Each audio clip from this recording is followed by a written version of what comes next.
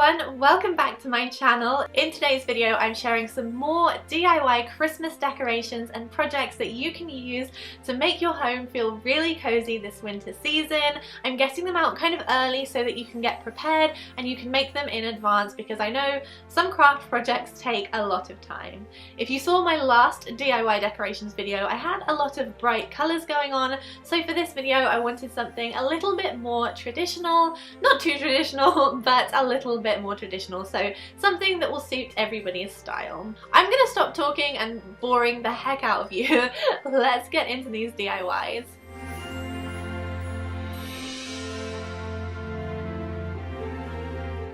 So first up is this sequin quote cushion cover. This is so very simple to make, so I'm going to show you right now how I did it. You'll need to start with a plain cushion cover which you can make or buy, then use a pencil to lightly draw your quote to make sure that it fits in the space you have.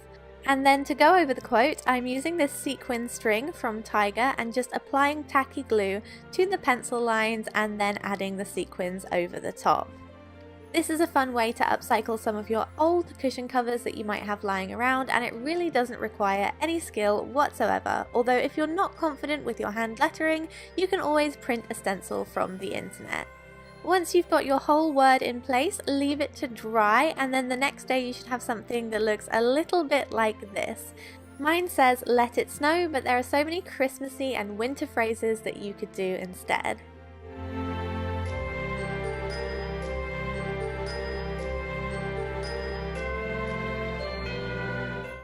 Next up is this snowball light pom-pom garland. Once again, this is a very easy project, and you guys know I love pom-poms, so I had to put in a pom-pom craft. So let's get into it. You will need some LED Christmas lights that don't emit heat, or you can use just plain old string.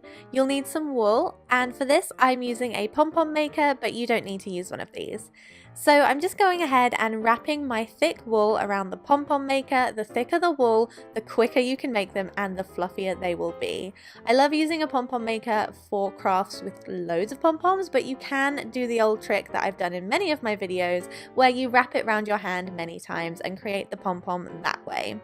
So I'm just sealing up the pom-pom maker by tying this in a knot a few times to make sure it's really nice and tight and that none of those strings are going to go anywhere.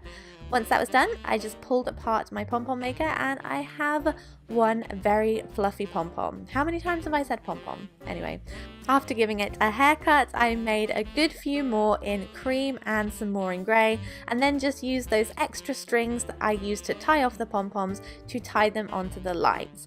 Please just make sure to use LED lights that don't emit heat just so that you don't start a fire, and don't leave these unattended. But if you are worried, you can just use a piece of string instead and just make a plain old garland. This is how mine turned out.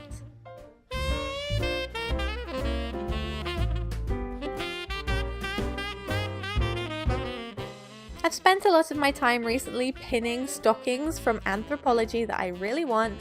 They have such cute Christmas stockings, but they can be a tad expensive, so I decided to go ahead and make my own sweater stocking this year. So simple to make, so all you'll need is a sweater. I picked this up at a car boot sale, and you'll need a template. I actually just made this by myself, but you can print one from the internet. Line one edge of the stocking up with the seam of your jumper so you don't have to sew down one of the edges, and then cut around it. My camera died here, but as you can see I was just cutting around it, leaving about a half an inch of seam allowance. So just pretend that you can see me cutting right now. Anyway, once that's done, go ahead and pin it into place so neither of your two pieces are going to go anywhere, and once you've done that you can then run it through a sewing machine or hand stitch. Oh, and by the way, make sure that you've got the right sides facing together so that when you go and turn this back the right way round, you have the front of the sweater instead of the insides. So go around the whole stocking until you've got all the way to the very end where you've got the opening, leave that unsewn and then turn it right side out, and then you can go ahead and decorate. You can decorate with so many different items. I'm using pom-poms, of course, because what else?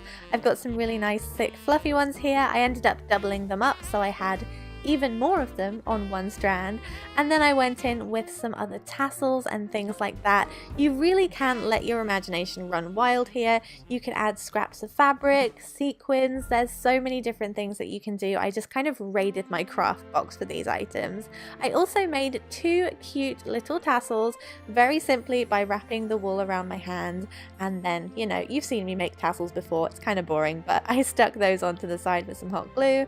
And then I also added a piece of rope to the inside like so, and I added that to the seam. This was just so that it can be hung up on the wall or on a mantelpiece. And this is how mine turned out. I would love to see if you guys recreate this, what kind of colours and pom-poms and trims that you used. Do show me on Instagram or Twitter.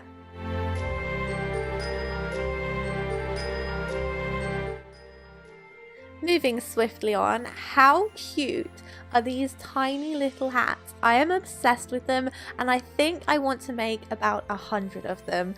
They're so cute and they really don't take much time. So what you need is a very thin piece of cardboard.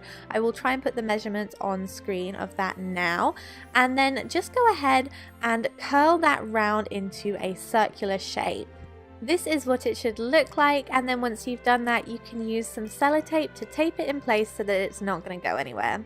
You'll also need some wool, and what you're going to need to do is cut about maybe 30 to 40 pieces to make sure they were the same length. I just doubled it over many times and trimmed off the ends. All of my pieces were about 30 centimeters long, but you could probably make them a bit shorter than this because I did have some excess. So what you're going to do is fold them in half to create a loop. Pull the loop through your circle of cardboard and then pull the ends through the loop. Hopefully you can see what I'm doing here. It's very simple. Just keep repeating this step and make sure that you do it in the same way each time. So if you pull the loop through the cardboard every single time, you want to do it that way rather than pulling the ends through the cardboard. Otherwise, all of your knots are going to be facing in different directions. Once you're done, you should have this weird jellyfish looking thing that looks a little bit like this. So this is what's going to create the rest of the hat and the bobble. So take another piece of wool and then tie this around all of your extra strands to make a hat shape.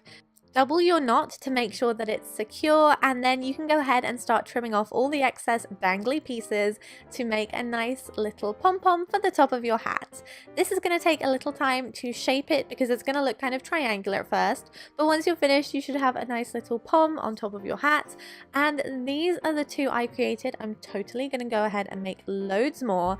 I think the one that looks best is this purple one that has the mixture of different colors running through the threads. I think it looks more hat-like, but you can go ahead and make these in any colors with any thickness of wool.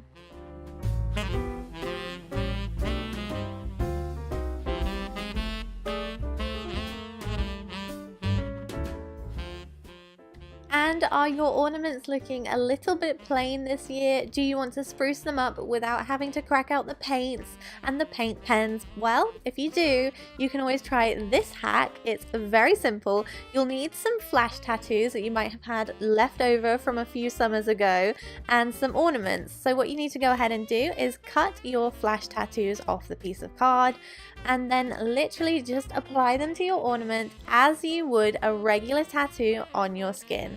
It's so simple. Just be careful of where you place the tattoo. You want to make sure that it's nice and central, and then just use some water on a damp cloth to place it on top of the paper and transfer that tattoo.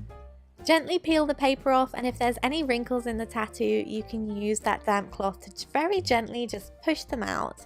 And then this is what you should have. I tried this in a variety of different colors, but the gold works the best, so I would definitely recommend cracking out those old flash tattoos that you might have in a drawer somewhere. I'm really pleased with how this turned out because it literally only took a few minutes to make. That is everything for this video. I hope you guys enjoyed it, and I hope you're getting crafty this Christmas season. If you did like this video, don't forget to give it a thumbs up and subscribe if you haven't done so already. And I'll see you guys in my next one. Have a great day and goodbye.